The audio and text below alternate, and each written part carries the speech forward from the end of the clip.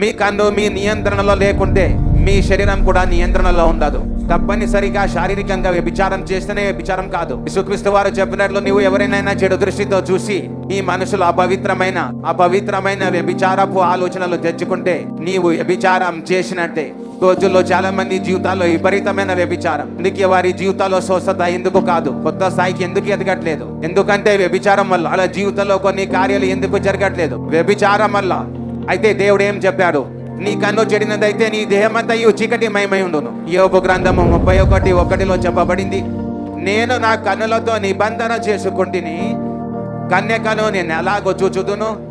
అయితే కన్నులు నీవు వాటిని క్రమశిక్షణలో ఉంచుకుంటే అవి ఎడ్డు తప్పుతావో పడ్డావు.